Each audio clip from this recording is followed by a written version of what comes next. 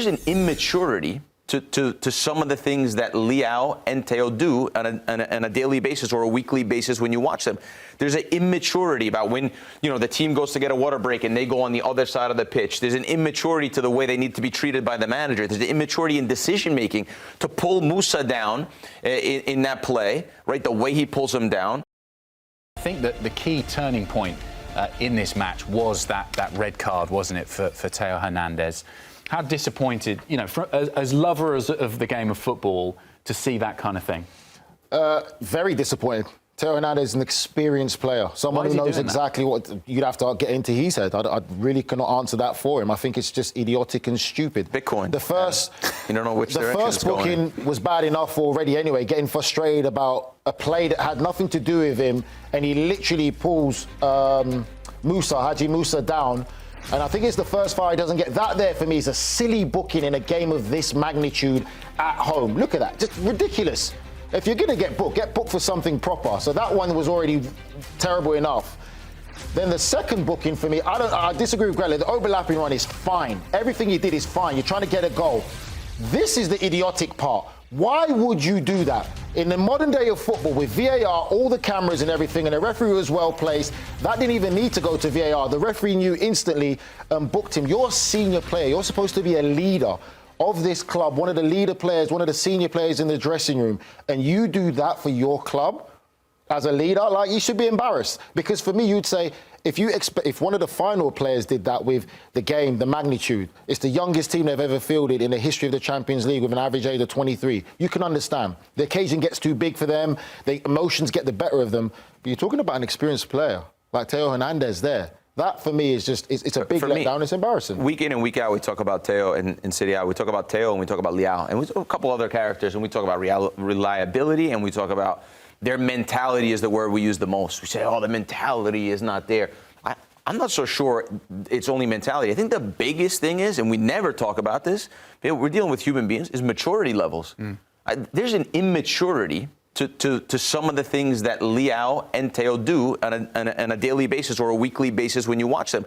There's an immaturity about when, the team goes to get a water break and they go on the other side of the pitch. There's an immaturity to the way they need to be treated by the manager. There's an immaturity in decision-making to pull Musa down in that play, right, the way he pulls him down, and then to make that sort of simulation in a game of that magnitude. While your hair is dyed pink, there's an immaturity level there, and there's an unreliability level. And why I think we praise Pulisic so much is because there's a lot more mature. I mean, people say, okay, he doesn't do media great, right? He's a little bit shy in front of the camera, but in the football pitch that he's going to give you a professional performance. He's going to give you a mature performance. He's not going to be scared of the opponent or the game. He's going to be prepared. And you can't say the same for every single Milan player, and that's why this result happened today. They were in full control. There was not a soul in the building, in the stadium, that thought Feyenoord had a chance 51 minutes or 50 minutes into that game of football. And that's the thing, Tony. If you dye your hair pink and act like he has done, it's not just that, but acts the way that he has done, you're drawing the attention to yourself. You're playing the look at me game. And then if you do that kind of thing, how do you think the rest of the team in the dressing room after the final whistle feel about doing something like that, costing his team the game? That's an interesting point, because I don't know before this transfer window if they had anyone that would confront Theo. I'm kind of hoping that Kyle Walker is that guy that steps up, who's been through it all, right, and says, hey, this can't happen again. Like, you can't do this. But the point that Mike makes, he used the word reliability. We talk about Christian Pulisic, right? And there's certain guys. That doesn't mean that you play well all the time. That just means you know the effort that you're going to get. I think with Theo, and to be fair to Rafa Leao today, I thought he was excellent. Right? He had a mission. The game changed when he didn't have his strike partner, we'll call him, on the left-hand side, and Theo overlapping and helping him out. But we gave him credit for pretty much the entire game, for the work rate that he came back, was defending. He had this little thing going on with Reed, right? This whole thing about he's not fast, and after leg one, all these comments that the youngster made about Leao. So it looked like he had the bit between his teeth a little bit. But you guys know you're in a dressing room. There's one thing for me that killed me all the time, is when I had players that I didn't know what I was going to get week in and week out. Again, that doesn't mean you're going to have a great game all the time, but I want to know you're engaged. I want to know what your mission is and what you care about the most. And if any of that leads to yourself, right, then for me, it's never going to work. And I think that's been the frustration with Theo. And I say there's been moments for Rafa Leao, but with Theo especially, because if someone wanted to make the argument on his day, he's one of the top left backs in all of world football, it'd be hard to argue. But then when you see moments like this is the argument that you can make. But that's why they were bought in today. I thought they were both great up until the 50th minute. For it. He was fired up. And listen, you dye your hair. We're not making fun of appearances. We dye your hair whatever you want. That's just part of it. No, but I think it's the point that he's drawing attention to himself. Yes, I agree. But then there's a maturity conversation, right? Because they were bought in today. They had good performances. They were okay. Leao was bought in. But then there's like decision making and when do you do certain things and how do you do certain things, and that's not there for them. And I'll say on the flip side for Feyenoord, imagine being in San Siro, you're going in there with a 1-goal lead, right? Because Maignan made the blooper mistake.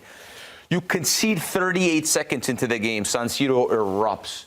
You're sitting there, you don't have your captain, you don't have your leading striker. He's actually on the other side. You're actually playing again. He actually just scored on you. You have a new manager. You know how easy it is to fold in that situation? They said, no, hold on 1 second. Let's be organized. Let's make it difficult for them. They're a young team. 18-year-olds were playing there. And they were the more mature. So you have and that's my thing. You have to credit them. And I love passion. I love emotion. And we talk about character. I love all that. But there's an element of responsibility, of controlled passion. And that's what, for me, is the disappointing thing when you look at Theo Hernandez and some of the Milan players, that they didn't have that. How can you not know that?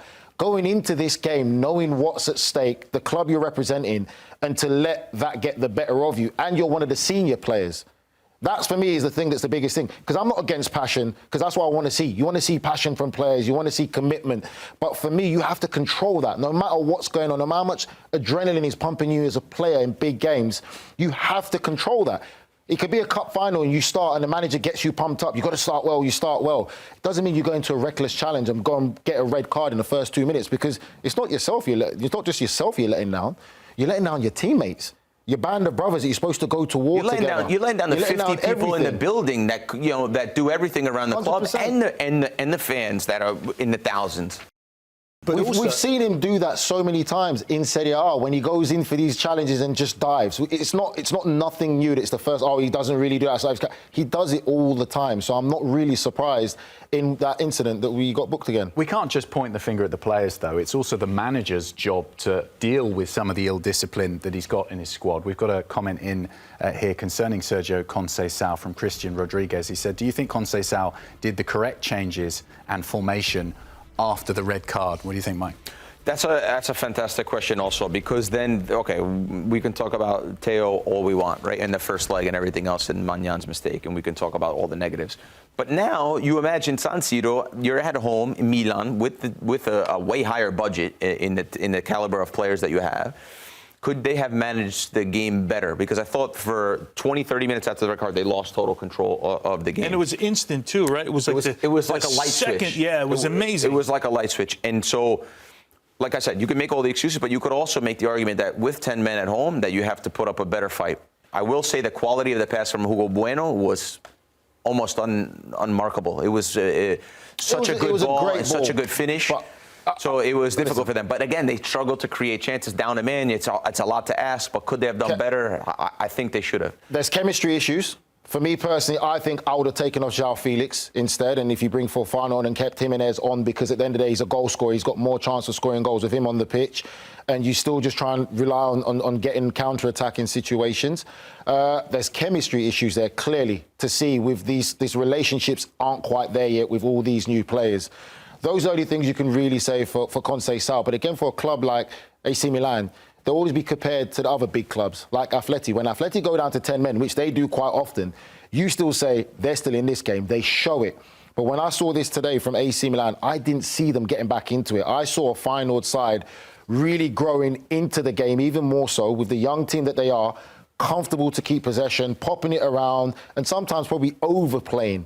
You're AC Milan, you're at home, you still got to be some way kind of aggressive to try and make things happen. And I didn't see that. I just didn't ever see to say AC Milan, even with 10 men, can still come back and win this game. Tony, how much of a test is this of the management skills of Conceição to bounce back from this? Yeah, there's going to be a lot of mental massaging in this thing, right? And how you spin this. I mean, you just get knocked out of Champions League. That stings in general, right? I think Milan fans, certainly us as pundits, not Nige. Nige is the one that picked Feyenoord to go through in this, and we all thought he was crazy. I think most people expected Milan would be somewhere in that draw on Friday morning, and so he's got to deal with that, right? He's got to deal with that. He's got to deal with. How do you deal with Theo? Like, what do you say to him? How do you say the right thing to him to make sure that the rest of the dressing room believes that you've made your point, whatever Conceição's point is here, right? So there's a lot of things as a manager that you got to go through. And then you're worried about, do I lose the player if I go too hard on him, right? So Conceição, we're reading between the lines here. He's not afraid to have a go at people. He's not afraid to get his opinion out. 100%. He's got a very tough job. And the way he's trying to do it, he's working with what he's got, because the reality of it, there's nothing he can do. He can't get players out and get players in. We don't know what the future plan of AC Milan is moving forward, but you have to work with what you've got. And sometimes it might not look palatable with certain players that you're trying to, but he's playing the game, but he's got a very tough job.